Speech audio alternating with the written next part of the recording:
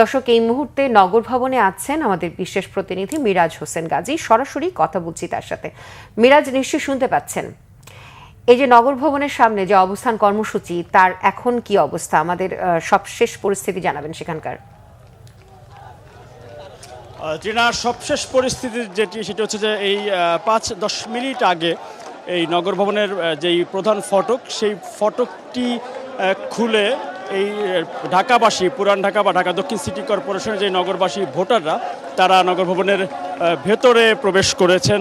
এর আগে সকাল থেকেই আসলে এই প্রধান ফটকটি তালাবদ্ধ ছিল, ভেতর থেকে তালা লাগিয়ে দেওয়া হয়েছিল, যে কারণে পূর্ব ঘোষণা অনুযায়ী এই নগর ভবনের ভেতরের প্রথম যেই ফ্লোরটি বা নিচতলাতে এখানে এই অবস্থান কর্মসূচি ঘোষণা করা হয়েছিল, কিন্তু সকাল থেকে তালাবদ্ধ থাকার কারণে এই পুরান ঢাকার যেই ভোটাররা বা ঢাকা দক্ষিণ সিটি কর্পোরেশনের যে সাধারণ নাগরিকরা, তারা মূলত এই প্রধান যে সড়কটি আছে বঙ্গবাজার থেকে গুলিস্তান পর্যন্ত, এই সড়কে তারা অবস্থান করছিলেন সকাল থেকে। এবং তারা যেটি দাবি জানাচ্ছিলেন গতকালের ধারাবাহিকতা, আজকে তারা যেটি বলছেন যে স্থানীয় সরকার মন্ত্রণালয়ের দায়িত্ব হচ্ছে প্রজ্ঞাপন হওয়ার পরে জনপ্রতিনিধিদেরকে শপথ গ্রহণের ব্যবস্থা করা এবং সেই শপথ গ্রহণের মাধ্যমে তাদেরকে দায়িত্ব বুঝিয়ে দিতে জনপ্রতিনিধিদেরকে।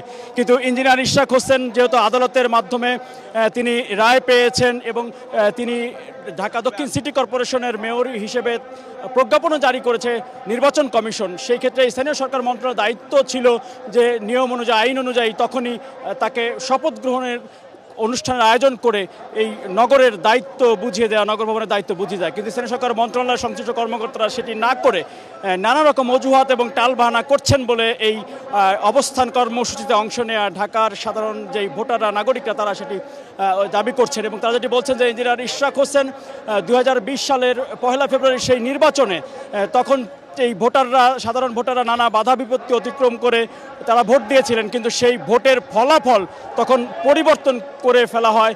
তখনকার নির্বাচন কর্মকর্তা সহ সংশ্লিষ্ট তখনকার যে সরকারি কর্মকর্তারা ছিল, তারা শেখ তাপসকে বিজয়ী ঘোষণা করেছিল।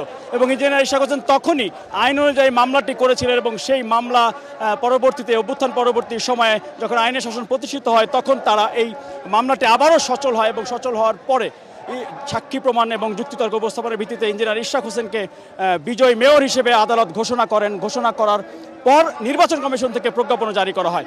কিন্তু তারপরেও স্থানীয় সরকার মন্ত্রণালয় শপথ গ্রহণ না করিয়ে এখানে টালবাহানা করছে, এমনটি আসলে এই অবস্থান কর্মসূচিতে অংশ নেওয়া যারা ঢাকার বাসিন্দারা, দক্ষিণের যারা ভোটাররা, তারা সেই দাবিটি করছেন। তবে তারা যেটি বলছেন যে অনতিবিলম্বে বা দ্রুত সময়ের মধ্যে শপথ গ্রহণ এবং এই দায়িত্ব, মেয়রের দায়িত্ব বুঝিয়ে না দিলে সেই দায়িত্ব সরকারকে নিতে হবে এবং সরকার যে আইন আদালত মানছে না সেটি প্রমাণ হবে বলে এই ভোটাররা এবং ঢাকাবাসী তারা সেই অভিযোগটি করছেন বা সেই দাবিটি করছেন এবং এই আন্দোলন কর্মসূচি তারা চালিয়ে যাওয়ার কথা জানিয়েছেন। টিনা, এই ছিল আমার কাছে ঢাকা ধন্যবাদ আপনাকে। নগর ভবন, সেই ধন্যবাদ।